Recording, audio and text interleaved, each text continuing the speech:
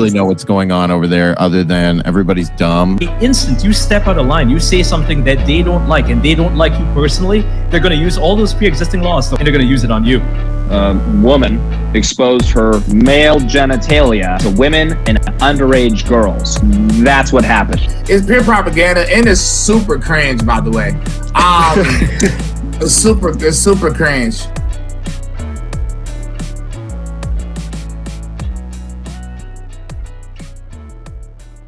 Cringe, Eric Butler. Welcome everybody. We're demonetized already. I'm happy to report. Seconds in. Is it because of the AJ reference in the title? Perhaps it must be. Be it. Could be, or else we would have made millions of dollars off of it. How are you, Eric Butler? I've been sick for a week. Yeah, well, I'm living the dream. Definitely not sick here. Yeah, I can't complain. It has gotten a little bit cold here in Arizona. Oh, poor so you. we got down to I think like 60, 65. I don't know what that is in Canada. That's like 15, 17 maybe. Yeah, so I think this is the rock bottom, and hopefully we're gonna bounce back up soon. I think that's it. See, there it is. I got I don't know. I had some sort of non-Rona flu, a traditional flu, let's call it. Which doesn't really exist anymore. You know, you're right. It doesn't exist anymore. And I've used it as an opportunity to, I think I drank coffee every day for 2 years. And now I drank it once during one of the days I was sick, like last Tuesday or something. And I haven't had a diet soda. I've had one of those as well. I had one of those 2 days ago. So I guess I'm going through withdrawals on 97 different things, and it's keeping me sick. Who knows? But those Pepsi Zeros or whatever. Whatever, Eric, right? You don't know. You don't know. Sean Penn, for some reason, is in the Ukraine. And the first thing I thought of when I saw this was, how come this guy is like always in on these big stories? It's like he gets a tip from the media.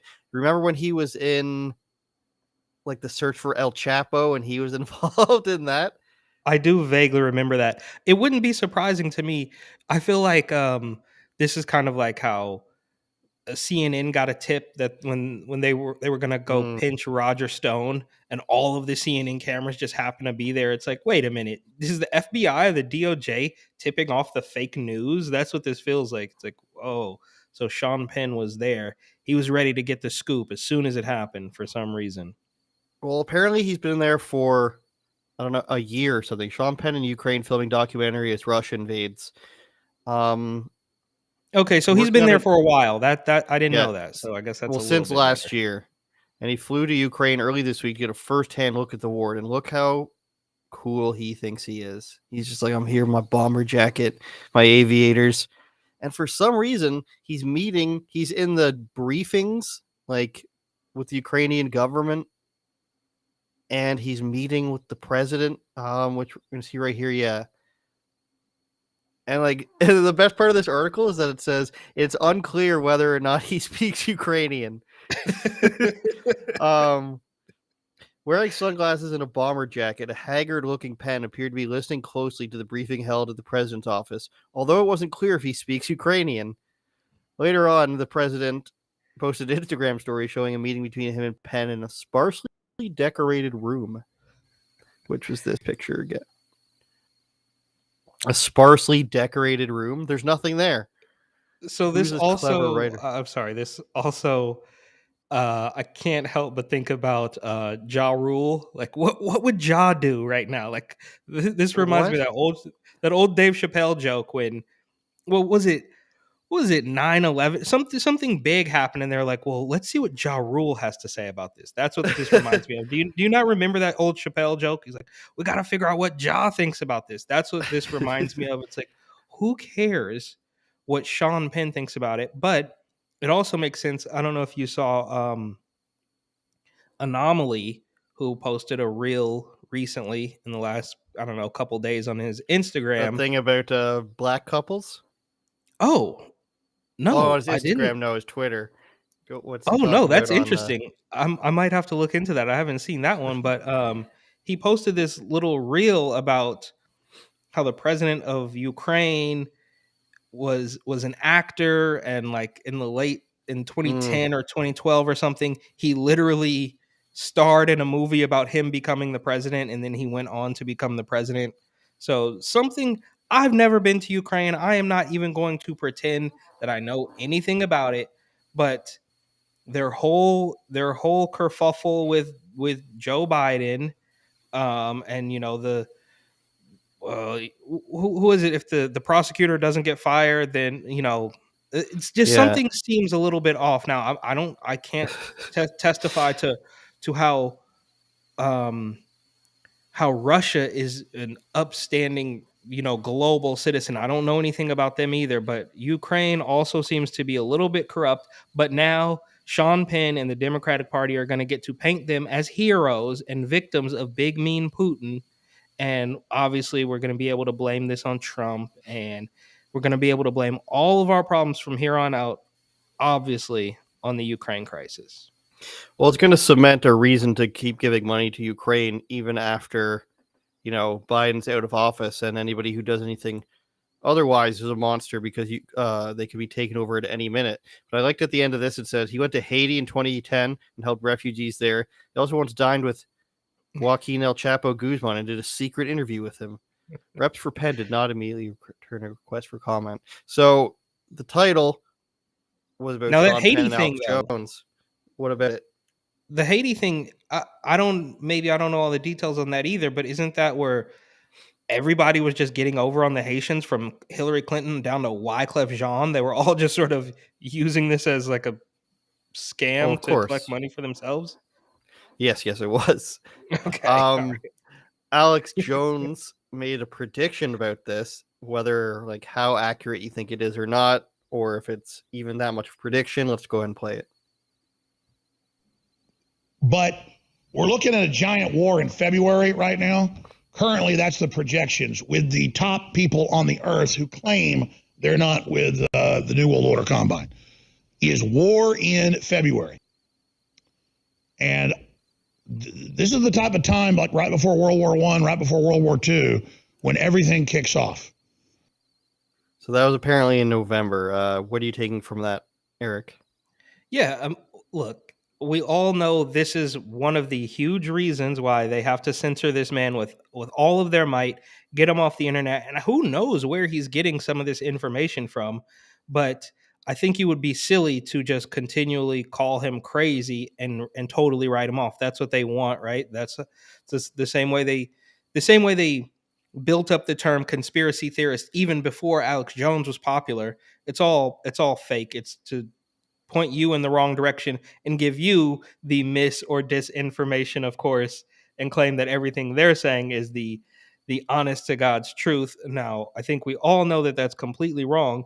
And it's just hilarious to watch this guy be right time after time after time. And no matter what happens, certain people still aren't waking up because he's been so successfully smeared. And I think no shade, but I feel like the same thing has happened to Rebel News too. Like, you guys have been successfully smeared to the point where you could literally report, there is a truck parked out front of my apartment, and people would say, no, there's not. It's like they've been conditioned so heavily to not believe what he says. And there's certain outlets, I think Breitbart too is in there, or they'll just be like, well, that's a far right wing. And the smears just continue on. We've hopped now from, it was Australia, then of course it was Canada, and now it's Ukraine. We had to me, this is just another thing, bro. It's just another shiny new object as far as because we'll see now that Eric Adams is now being pressured by the commissioner of the NBA to back off the mandates. So think about that, right? The NBA was, if I recall correctly, one of the first big businesses to bow down to Rona. And they stopped everything at the beginning because it was so super scary. But now in this, going into year 3, heading into the 3rd year of this, Adam Silver is now petitioning Eric Adams in New York to say, let's back off. And I think we all know that the NBA is basically the middleman between America and China, bro. The NBA is basically, they're owned by Nike, and Nike is basically owned by China. So maybe I'm starting to look like Charlie with the, the conspiracy board, but it's a little bit strange to me that how basically in the same week, people from California and New York are backing off of their vax mandates at the same time that World War III basically starts, and it, of course, it's surrounding the country that Joe Biden went to bat for, and the same reason why Donald Trump got impeached the first time. So if anybody is just going to look at all of this and continue to say that they're completely unrelated, there's all coincidences, it's nothing we should be worried about, I think you should take a step back and look at it all over again, because there's something going on here. I can't say what it is. Who knows? But it's not normal. That's all I can say. One of the things I'm reading is a trending thing of Africans in Ukraine, and people are saying that Africans are facing racism as they leave the country. So I'm guessing this is like Russian propaganda going the other way about how mean Ukrainians are. So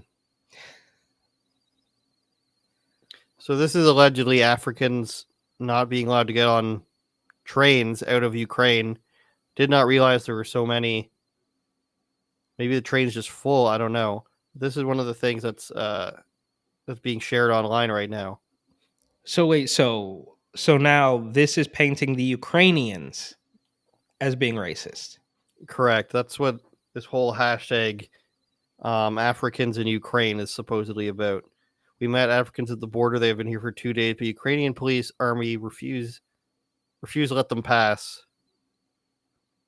It's pretty dark. Okay. So now doesn't this kind of work against the narrative? Is this something that the mainstream is trying to keep out? Because aren't we supposed to be feeling nothing but empathy and pity, I guess, for Ukraine? So they can't be considered racist now. That's the worst. That's literally the worst thing to be called in the book. This white girl is allowed on, though. Okay. There's no way of knowing what the actual situation is. With anything, basically, at this point. Like, we just don't know. Nobody's going to tell you the truth. I'm very suspicious of all of this because of Joe Biden's relationship with Ukraine. All of a sudden, Ukraine's super innocent. Now, of course, nobody wants anybody to be invaded or to be bombed or anything like that. But the country that employs Joe Biden's son, that he's got great involvement with, usually known as the most corrupt country in the world, frankly, just this oligarchy, constant territorial wars with Russia. They had, because of the energy pipelines and everything, and the sea and Crimea and everything. And there are people in Ukraine who want to be taken back by Russians, but there's obviously a ton of Ukrainians that don't. I don't just all of a sudden be like, oh, poor Ukraine. I'm not poor Russia either. I don't care. Like, ostensibly, I don't really care about either of them. I care about the loss of human life, but there's so many problems right now, and there's so many conflicts in the world. It's just one of those situations to me. It's like, why is it this specific conflict that we are being told to focus on right now? And while Russia's bombing places in Ukraine, I'm not seeing videos of, mass civilian casualties. I'm not seeing anything like that. And the U.S. is still buying oil from Russia as we speak, I believe. So there's so much going on here that nobody trusts what exactly is being told to them anymore. And when I see, I stand with Ukraine and the little Ukrainian hearts, and all of a sudden Ukraine's talk of the town, the news media has all of a sudden this super great thing that they want to push. They want everybody to be happy about. They want everybody to be supportive about. Keep tuning in. Keep supporting Ukraine. That, to me, is what's fishy. When the U.S. Corporate media is so gung-ho about something that they're pushing it 24/7, usually something is afoot. If you think about the other things that they do 24/7, whether it's Trump, Russia, coronavirus, I don't know, the Iraq war, when that was happening, of course, that's when the U.S. is involved. But things that aren't actually, affecting Americans' day-to-day lives, and this is 24/7 news coverage, and it happens to be the same country that the the president of the United States is involved with controversially, and so is his son, and all this and that and the other. It's very hard for me to get on board and just be like, you know what, this is just a regular territorial battle where Russia wants to expand its borders again and get closer to the sea. It's hard for me to believe that, but I will say that I did not think that there would be any attack. I thought that the Americans were completely full of shit on that. Now, they claimed it was going to come from a false flag and everything, and that didn't happen. But I was a little bit surprised that it actually happened. But I'm not as sympathetic as I think everybody else is. And it's not because I don't care about, random people getting attacked. That's never a good thing. It's just that it's so hard to trust anything that they're saying that there's got to be two sides of the story here. And I'd like to know what the Russian side is, other than just like, we want this territory, which is usually what it is for sure. But when this happens, you don't usually get this full, the whole social media push, the black square or the let's stand with the rainforest. You know what I'm getting at? Yeah, and I personally just don't like the timing, bro. Like, in the same week that California is backing off, and Eric Adams and Kathy Hochul, they're all sort of backing off on the mask, except for the school kids. The school kids still have to wear it in some places.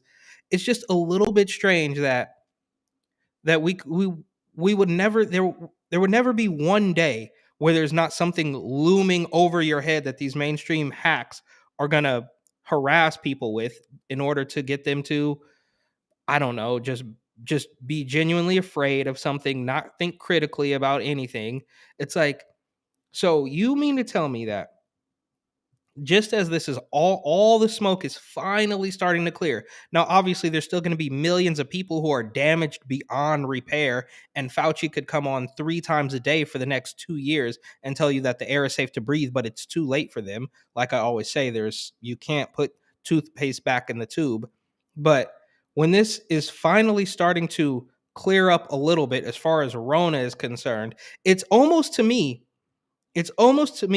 similar as to how, if you think back to summer of 2020, when in New York City things were about to start reopening, and just magically at the end of May, early June, George Floyd happened, and now businesses that were poised to reopen in the next 2 to 3 days are now basically boarded up because of the peaceful protest. That's what this reminds me of, right? It's like, okay, people are finally even the crazy Kool-Aid drinkers are finally starting to deal with the Rona hysteria, right? Like, people that got the poke 2 and 3 times are like, all right, enough of that. And just in the nick of time, so that we can blame all of our problems on something, we have to have a scapegoat, because it's not our policy positions, it's not the governance, it's not printing trillions of dollars in a span of 6 months or whatever. None of that is our problem. This problem is now all because of Ukraine, as we saw. I think it was CBS that just got completely lambasted for saying, oh, well, gas prices are being caused by the Ukraine crisis. They can never go a day without instilling fear into people and just telling you that if you don't obey us, if you don't believe us, then you're going to die. And if it's not you, just know that if you don't agree with the route that the Joe Biden administration and Psaki and all these people, if you don't agree with what they're saying, you are a traitor. If you don't hate Vladimir Putin and Russia the same way that you were trained to hate Donald Trump, then you are obviously a racist. You don't care if people die. You don't care if big bad Putin comes in and destroys an entire country, then you are just one of the most evil people on earth. It's the same playbook, right? I mean, we literally saw that if you don't wear a mask, then you don't care about people's life. If you aren't vocally opposed to Vladimir Putin and whatever Hillary Clinton is pumping into people's heads and the mainstream media, if you're not for that, then this is now the division tool. So it used to be black and white. It used to be Latinx and transgender. And then we moved on to vaxxed versus unvaxxed. And now it's like, do you believe everything the media tells you about Russia? If you don't, then you're a right-wing, racist, horse worm Rogan supporter. And it has to be something. There could never be one day where there's no manipulation tactic happening. Yeah, and it's happening more rapidly. You see it when it went from coronavirus, and you saw it when it went from climate change and, like I mentioned, wildfires. It almost happens like immediately one day, and then to the next day, if something catches fire, then they're going to run with it because it's whatever gets them the biggest ratings and distracts you from whatever's going on. I mean, this happens just as Joe Biden is, I don't know, it's hard to say looks the worst ever, but he looks the worst ever. You can barely speak, even worse at this point. And all the trucker convoys have just finished. The new one's starting in the United States, and all of a sudden all the rollbacks are happening, and then we go from, this big threat. There's this big threat of these truckers and international problems here, and everybody's rising up. And it does seem like convenient timing when everybody's getting together and rising up for their cause. Then now there's a big war on the other side of the planet we need to be worried about. So even the province of Ontario is sending money to Ukraine. It's like, this literally has nothing to do with us. It couldn't have less to do with us, but our province for some reason has to stand with, like, what has Ukraine done for us? What has Russia done for us? How has either one affected our lives in the last 20 years for us to, stand with them? There was no stand with Sudan. There was no stand with Yemenis people who had to deal with terrorists around them at all times. There was no stand with Australia, not in the mainstream media. There was no stand with Canada in the mainstream media. Yeah, there's no stand with the country of Georgia when Georgia was being invaded by. Remember, Russia invaded Georgia, a Christian country, a few years ago. There was no stand with Georgia. There was no change your Facebook profile picture to that flag. There was none of that because George Biden, George Floyd does not do business in the Ukraine. He might one day, but Joe Biden doesn't do business in Georgia. Ukraine is unique in the fact that they're pretty much run by corruption, and the Clintons and the Obamas and the whole deep state thing, and the Bidens, they all have business in there. And they've always been on their side. They've always been funneling weapons to them. Now, Russia's army is much better than the Ukraine, obviously. That's why they're sweeping in virtually, a few things have been shot down here and there. But the Ukrainian army has new technology that the U.S. gives to them, but it's not like a technologically advanced army. Russia's army is not going to be as good as the Chinese or the Americans, but they're, let's just say for argument's sake, they're 15 to 20 years behind the most modern army. Ukraine's way further behind that. They have much less money. They have much less equipment, much less people is the big thing. So they can shoot stuff down with javelins. They can blow up a few tanks with advanced missiles that the U.S. gives them. But their infrastructure of their military is not going to be there. Why? Because this is a country that's basically been in turmoil for a long time because they keep doing this whole government switch out thing, and they're in constant conflict, and it's the perfect place for corruption. You talk about places in the Middle East, Afghanistan, it's constant revolving door of people being in charge. Perfect place for corruption. It's not like, it's just so weird that all of a sudden, let's care about this country that's historically so corrupt that it's called the most corrupt country in the world, and boohoo them. It's like China, like what's an equivalent maybe? Like Iran gets invaded all of a sudden by like China, maybe. And all of a sudden we're like, oh, stand with Iran, the poor Iranian regime. It doesn't make any sense, Eric. Well, if they were invaded by China, if Iran was invaded by China, I think the mainstream media here would have us be working on China's side. But I guess this for me basically is the last. Okay, not the last, because this will not be the last issue that they foist on us. But this is them, in my opinion, obviously, just trying to clean up Joe Biden and the establishment mess. Because after all of the inflation, the city violence, homelessness, remember we had the rioting and looting for Black Lives, but now we're just looting because we need a new Gucci bag. All of this stuff that is happening it basically wipes the whole slate clean, because now, I mean, if war is coming around the corner, then you have to stand with, we can't be talking about different leaders. We can't be questioning our leader at this point in time, because war is coming around the corner. You have to just stand in support of whoever is in charge in the US. Otherwise, you're completely anti-American. That's all this is, I think.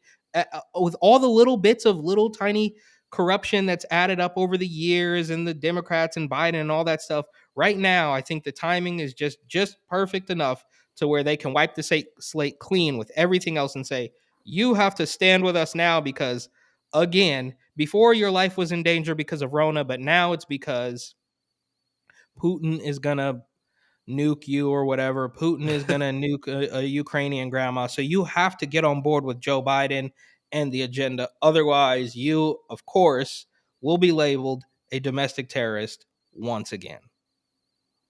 Only Joe Biden can save us. Are you sure you know where the impound yard is? Oh, stop stalling. Come on. I can't think. It's all this noise. Or is it because I've built a stronghold around Greenland? I've driven you out of Western Europe? And I've left you teetering on the brink of complete annihilation.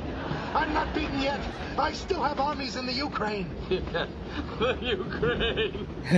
You know what the Ukraine is? It's a sitting duck. A road apple, Newman. The Ukraine is weak. It's feeble. I think it's time to put the hurt on the Ukraine. I come from Ukraine. You not say Ukraine weak. Yeah, well, we're playing a game here, pal. Ukraine is came to you. How about I take a little Boris? And then he's running down the street with it because he doesn't trust Newman with the board. Yeah, that's so funny to me, because they were both guarding the board so closely, like their lives depended on it. Like this game is really gonna take them somewhere, and then it just gets smashed by the guy in the train. Well, it never made sense to me how he was to keep the board in proper shape while he's running it down the street, because they're towing his car. Hey, it's Seinfeld, bro. You gotta look over some of those plot holes. It's classic stuff. The one I watched last night was The Race. That's I think one of my favorite episodes. Oh, they're Jerry all races the guy. Yeah. That he got the head start in high school. Absolutely. Oh, classic. The big race. Oh yeah, and George is pretending that they're not friends. Oh, it's classic. Yeah, he's a millionaire or whatever, a billionaire. Let's do a quick part of Joe Rogan here, trash talking Bill Gates. Get a little Bill Gates into us. It's pretty funny. When a guy like that says that, I'm like, are you making money because of this? Like, why are you saying that? And by the way, you look like shit. Like, because if you're eating those plant-based burgers or whatever the fuck you're doing, like, you're obese. Like, a guy like that telling people about he's got these breasts and this gut, and I'm like, this is crazy. You're one of the richest guys on earth. You have access to the best nutrients, you could have an amazing trainer. You could be in phenomenal shape, and you're giving out public health advice. You're giving out health advice, and you're sick. It's like literally like a non-athlete trying to coach professionals. Like, what the fuck are you talking about? How are you giving any health advice when you look like that? Your health is piss poor. I'm not a doctor, but when you've got man boobs and a gut and you're walking around, you have these like toothpick arms. I'm like, hey, buddy, you're not healthy. I never even really thought about that, about how Bill Gates, yes, obviously nobody trusts him, and he's supposed to be the expert on everything now, but he is abnormally out of shape for a billionaire. You could have, with the amount of money Bill Gates has, you could literally have a person dedicated to watching your vital signs at all times, pay them $250,000 a year because it's nothing to you, and just be like, pay attention to my vitamin levels and my entire health at all times, and then a chef to cook you whatever you want anytime you want. And he is very out of shape, and it's really weird that we always take these people, like we take Fauci, we take Bill Gates, like these people that are assigned to be our health overlords. It's really weird. Why isn't like I don't know, Richard Simmons? I was going to say these guys, it's called Body Break in Canada. I doubt you've ever heard of it. But is there a person when you were a kid that was like a figure, like afternoon TV or something for health? like Billy Blanks or something, like the Thai bow or something like that. But also this is really funny though, because didn't Bill Gates, and I never know anymore if these clips are recent or if these clips are old or whatever it is, but there was that other clip of him, at least it went viral fairly recently, maybe over the last week while you were sick with Rona new variant or whatever it COVID was. 3000. COVID 3000. Where he's comparing wearing a mask to wearing pants like a child. Like, well, it's the same thing, dude. It's not the same as wearing pants, because I mean, I'll spare you the graphic details, but you don't breathe, like, don't you?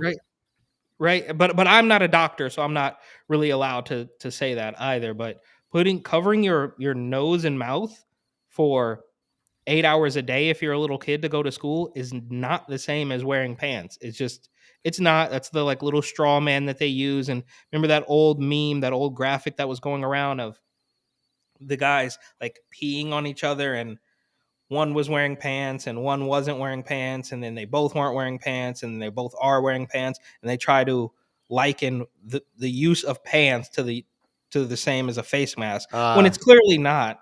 It's clearly not. And the last thing about Bill Gates, I mean, we're told over and over and over again that you can't weigh in if you're not a doctor. But obviously, Bill Gates, there comes an income level or a net worth that overrides all of it clearly, right? Like, Joe Rogan is not a doctor, but he's also not quite as rich as Bill Gates. That's right. Right. And Joe Rogan is filthy rich. I think we can all agree that, like, I'm not in his pockets. I don't know. But if you're getting more viewers than basically all of the mainstream media combined, I assume, you get $100 million from Spotify, and then Rumble offers you this and these grills and these whatever endorsements you have. It doesn't put you on a level to where Bill Gates, who is not a doctor, can still look at Joe Rogan and say, "You're not a doctor. We're not listening to you." But people still listen to Bill because why? He made computers. There was this so like during commercials and stuff when we were kids here, there's this thing called Body Break is what I was talking about. And this is what it was. Wow. Looks, is this 90s? This looks a little old, bro. This is the 90s almost. Yeah. Okay. No, my mom's haircut there, but so that's what I was saying. Like, is there anybody like that? And then I go onto their current website, and the first video is how we battled racism. And no, that's the first thing. Of course it is. Of course it is. I'm sure we had something like that. I don't know. It reminds me of like Global Guts on Nickelodeon. That was sort of like Global Guts. You don't remember that? We don't have Nickelodeon here, Eric. We had never had anything like Nickelodeon. Our like children's channel called YTV, which I think is just like youth TV or something. And my microphone is not going to fall. Okay.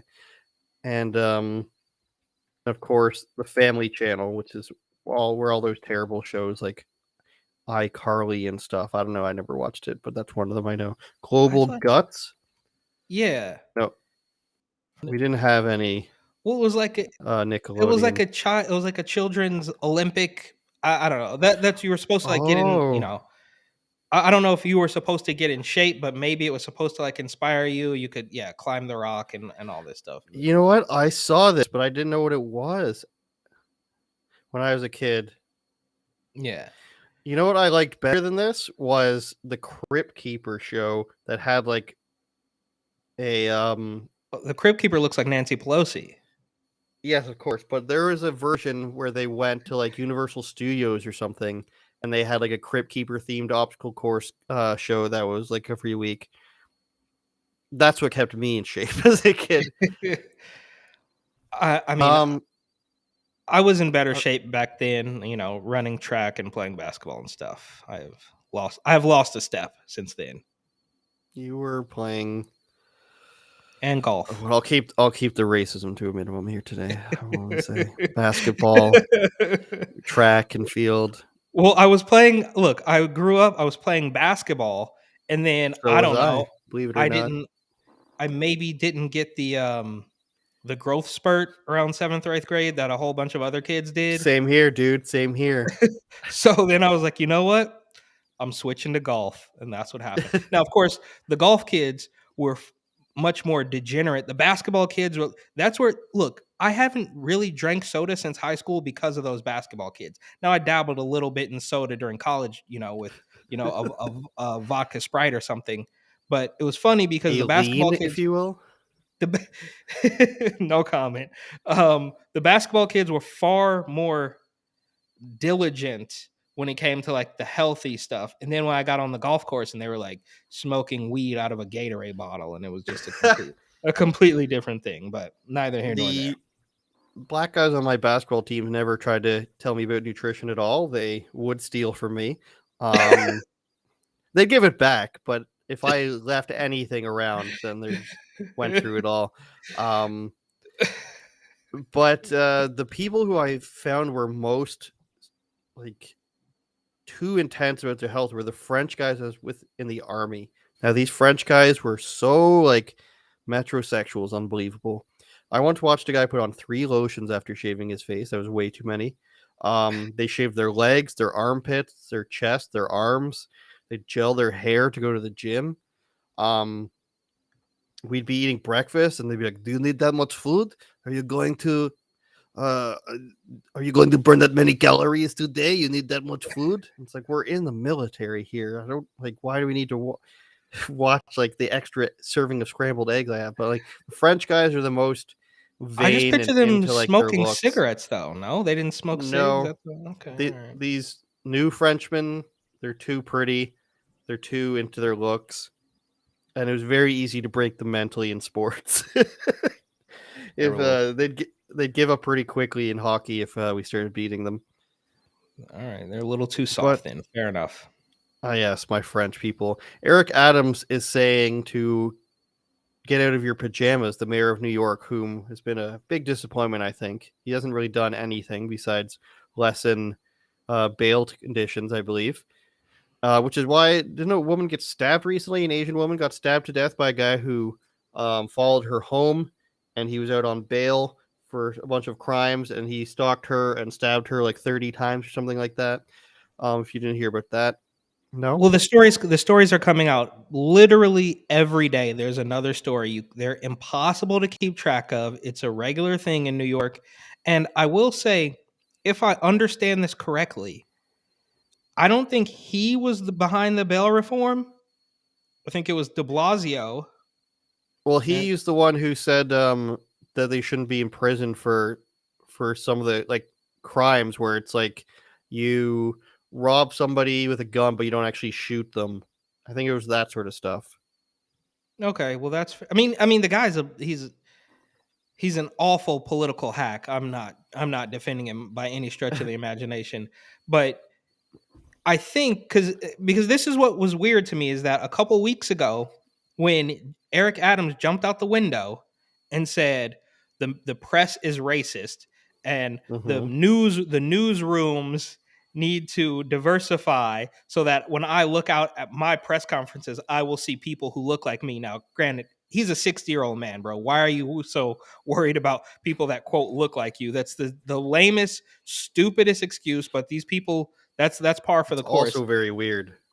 Well, but so when he claimed that the media was racist, he said that because, as I understand it, he was up in Albany, the capital of the state, trying to sort of reverse these awful bail reform laws. And his former Democrats up in Albany weren't going for it. So he basically failed.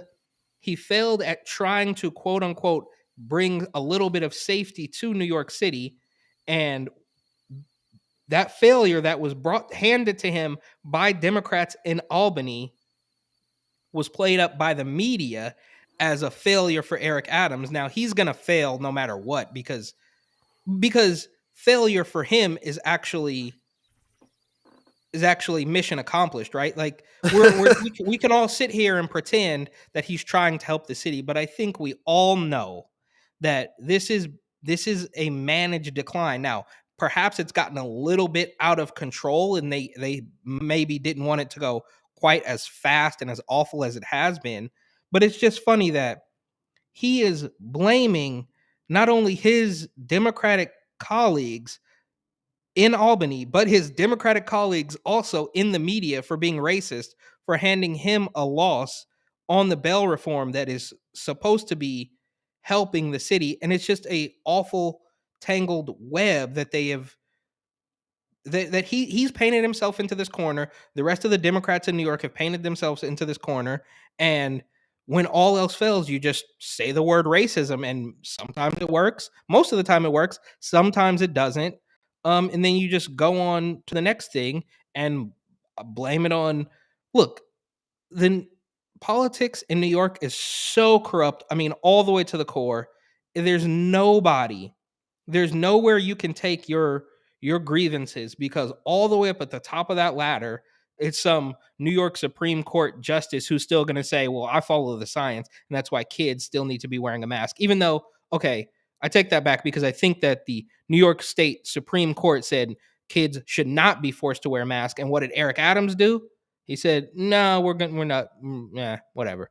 Who cares what the New York Supreme Court says? So the point I'm making is, no matter what happens, these people have quite literally no self-awareness, or I guess they do and they just don't care, because not caring is where they get their strength from. If they cared about looking like hypocrites, then nothing would work. But the hypocrisy is the point, right? So I said all that to say I can't stand Eric Adams, and now he is being leaned on.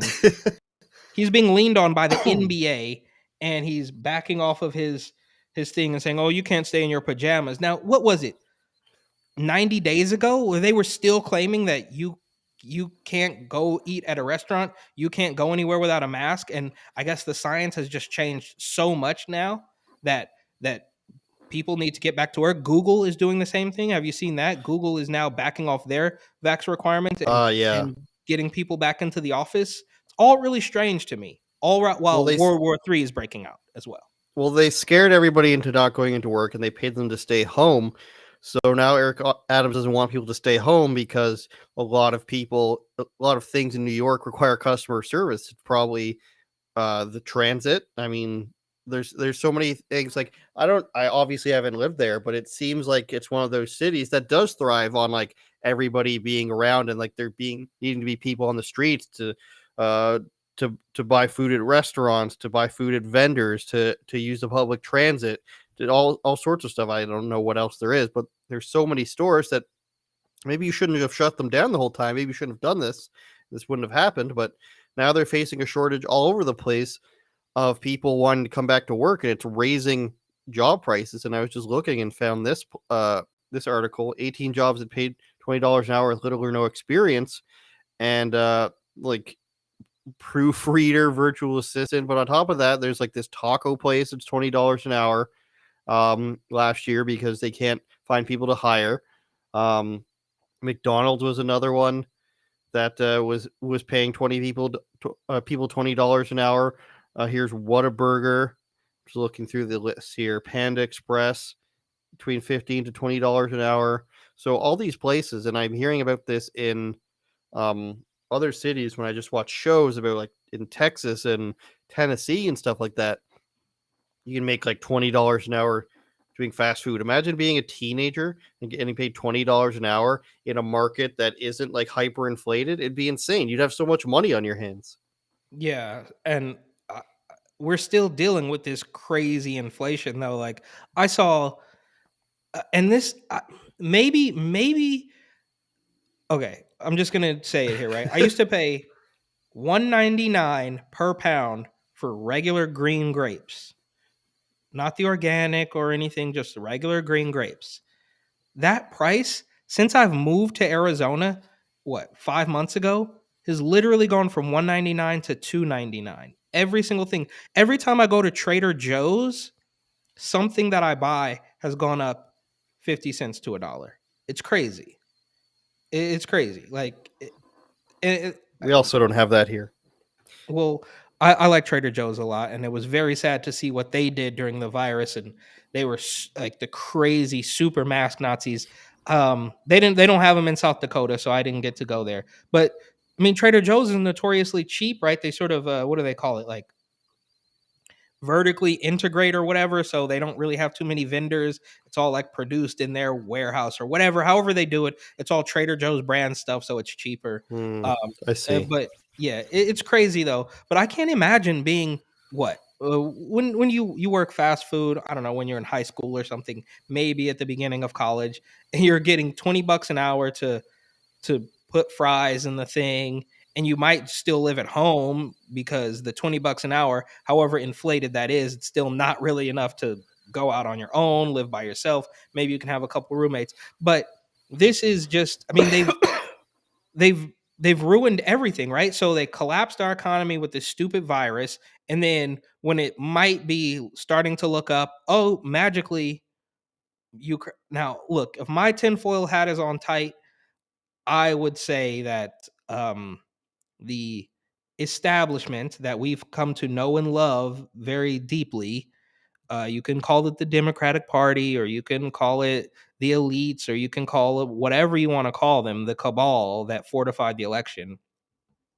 They have still figured out a way to make sure that, okay, we can let Rona go by the wayside slowly but surely, but we're still gonna need something to push fear into these people. We're still gonna need something to berate them and say that they're not loyal if they don't agree with everything we do. So there's literally nothing better than a war, and here we are.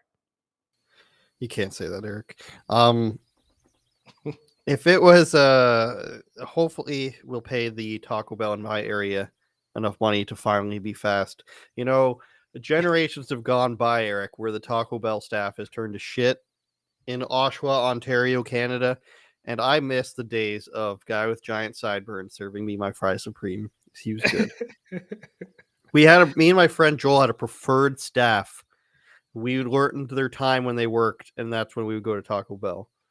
Because the guy with giant sideburns. Yeah, well, it's not even that they hooked us up; that they were just fast and good. Now you can sit in the drive-thru for 30 minutes and be missing items. I don't know. Taco Bell cast. I found a random video. Let's watch it. Can I get a reaction? I shouldn't be shocked that I've had a reaction. No, it's just I've had this last for a week now. I'm coming here almost every day. First time somebody said something. People that are walking in the wall every day. Provocative. Okay. And then they appear. You're gonna turn that off, or you're out of here. Why is he getting kicked out for a Trump mask? It's private property. No, it's not. Yes, it is. No, it's not. Oh, because you're 17 no, and you understand. I'm not 17. I'm 21. Turn off or leave. 7109 not today. Cops coming. Ooh, so scared. Oh, ooh. I'm wearing it right now. Ma'am, you did not change it the first time. Yes, I did. You changed it when I asked you. I asked you to change it. And you asked if I was going to keep it on, and I said yes. Ma'am, I talked to the pilot and I said yes. Ma'am, the pilot and the flight Under what conditions? Because they don't feel comfortable with you on the aircraft. Because I'm wearing a mask like you told me to? What? I'm sitting here. I haven't done anything. Ma'am, I need you. I literally have just put my mask on. Please. I can do that, but I don't understand under what conditions. We can talk about it more, but right now we're not comfortable with you guys saying. And here's Dominique, just an FYI for Denver. The passenger's refusing to come off, and she's filming me. Yes, and she's filming me. It's ridiculous. Okay, thank you. All right, we don't need to see the rest of that. Eric, would you get off the flight, or would you cause a big stink even though people are yelling at you? Well, a year ago, I would have got off. Today, it's big stink, 100%.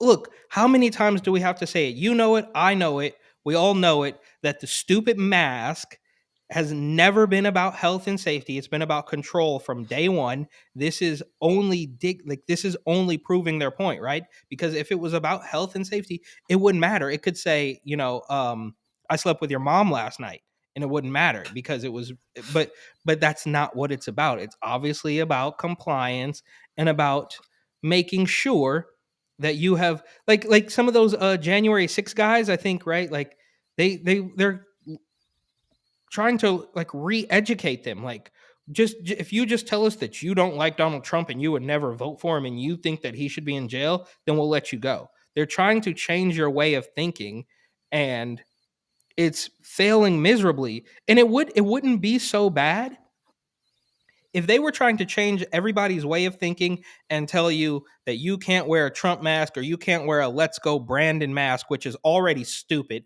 because the masks are stupid. But they're telling you right then and there that this literally has nothing to do with your health. We just need for you to capitulate to our weirdo demands. So we, the party of the party that follows the science, is gonna out of one side of their mouth tell you that Lia Thomas is the best female swimmer ever, and that weirdo health secretary assistant or whatever is a real woman. Those very same people are going to tell you that we need you to wear a mask, but not that type of mask. I mean, what more do you need to see to make this abundantly clear that it has nothing to do with health or safety? Now, me personally, I saw this a long time ago with the empty testing facility all the way back in April of 2020. So it's not new to me, but it's still mind-boggling that some people haven't figured this out yet. How is that possible? I think that you just brought up the word of the day of Lia Thomas. That's what I think you did. And there seems to be news. We've got two articles here. One says Lia Thomas is no Jackie Robinson. This is from National Review. So that's really an opinion piece. But an exclusive here. UPenn Philly District Attorney ignores complaints about Lia Thomas's male nudity in women's locker room. So I guess the trans swimmer continues. We're on week 6 now, Eric. Week 6. And Justin Trudeau blackface somehow comes up. It's mind-boggling. It's mind-boggling. We're writing to report a potential violation of Code of Law section blah, blah, blah. Sexual harassment. Letter began. Violations based on reports that female swimmers have claimed they felt uncomfortable and definitely awkward. Doesn't always cover up. The letter was sent to the Philadelphia District Attorney's Office, the Philadelphia Police Commissioner, Sheriff, UPenn's Executive Director of the Office of the Student Conduct, and the university's Title IX officer, that the serious claims and allegations made in this letter were seemingly ignored by all of them, based on what I was told, says the reporter. Here's the letter, it looks like. My own requests for comments were ignored. I emailed the district attorney's office and all these places. All the emails went unanswered. University of Pennsylvania policy is that if reports are made with or come to the attention of the following offices, they must ensure the appropriate action is taken, including notifying the university's AVP and Title IX officer. So I'm guessing nothing's going to happen there, Eric. Just screw the girls, I guess. Like, trans swimmers or bust. Yeah, and we obviously have this 2-tiered justice system, right? So they can just, and we saw the same thing in New York, right? Like the New York State Supreme Court says we can't force kids to wear masks. Eric Adams just says, we're going to do it anyways. Even when the Supreme Court, the United States Supreme Court said, Biden's vax mandate was overreach. Then what does Biden come out and do? He says, well, you should do it anyways. Same thing with the eviction moratorium. Oh, well, we're going to make sure nobody has to pay rent because Rona is still happening. And then the Supreme Court says, you can't really do that. And then Biden says, yeah, I know it's illegal, but we're going to do it anyways, and it'll buy us time while it gets through the court. This is the exact same thing where they're like, yeah, we know that this is wrong. We know that this is illegal, but whatever, it works for us because we all know that if the shoe were on the other foot, so to speak, or if there was I guess you would never see. Penis was on the other person? Yeah.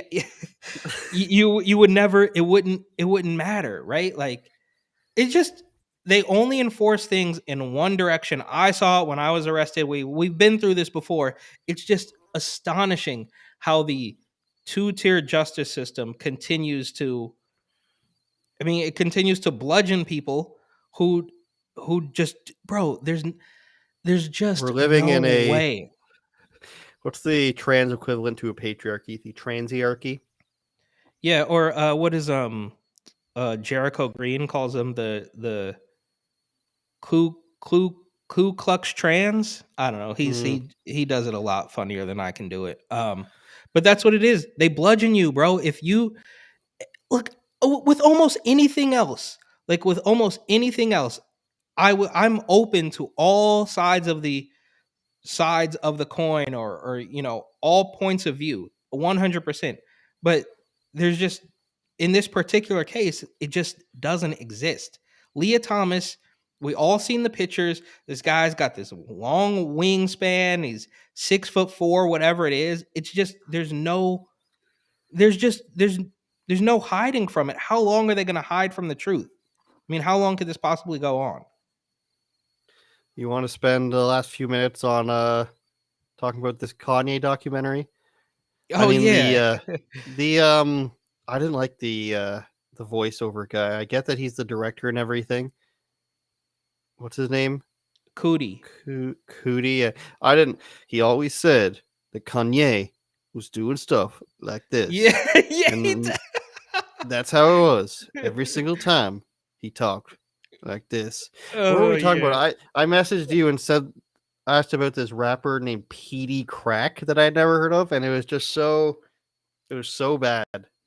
I do remember PD Crack. The only thing is, PD Crack didn't even really make it to the one-hit wonder status. He was just kind of like a Rockefeller guy.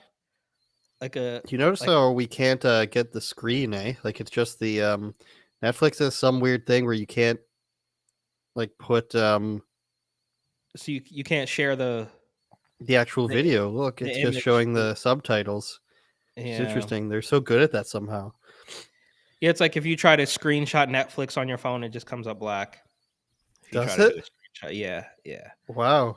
I think the same with Hulu as well. Like if you're watching it on your phone and you just like if I just see like a funny Seinfeld scene or something, you try to screenshot it, it just comes up black. But the documentary was great, bro. Obviously, you're talking to a big Kanye West fan, so there's you're not gonna hear anything surprising for me. Except, I mean, I would just say that it was fairly inspiring, right? You see all this.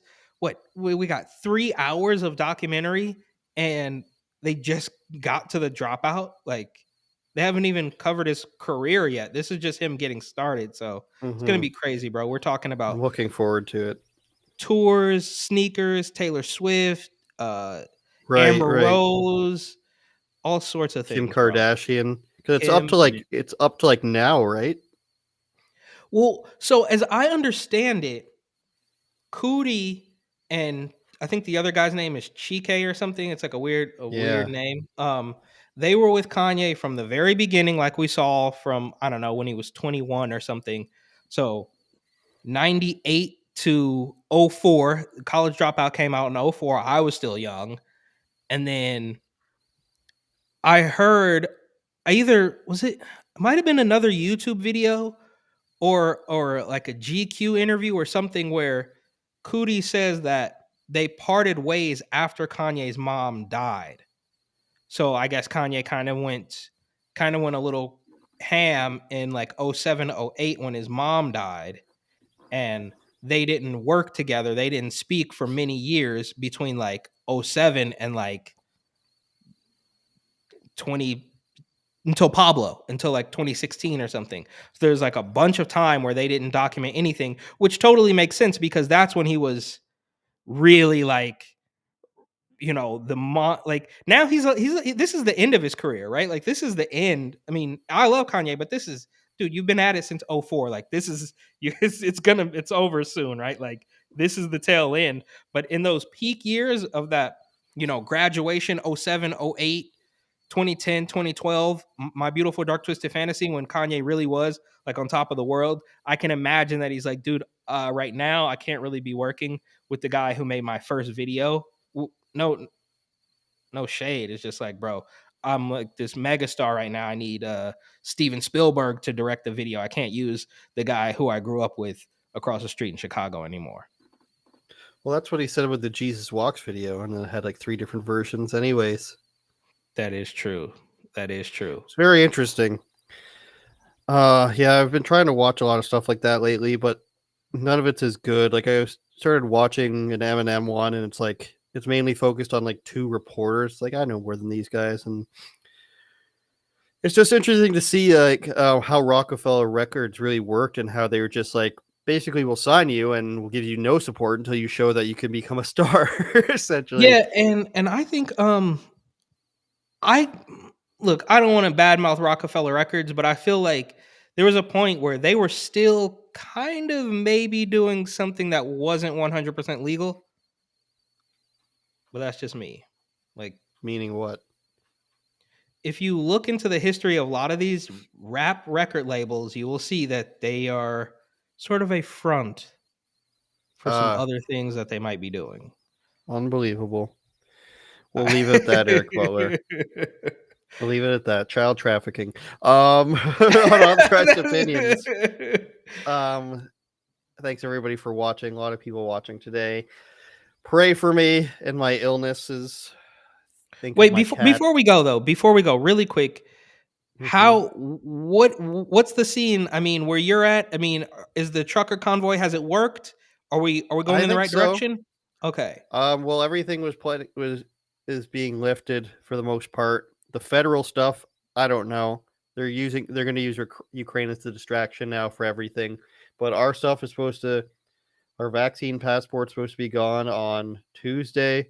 And then within 2 weeks after that, we're supposed to lose the mask mandate. And then I can finally get my ass back in the gym. That's where we're at right now. Awesome. Could be worse, I suppose. And hopefully by next week we'll have an American trucker convoy to talk about. They might get stopped dead in their tracks. I don't really know what to expect from them.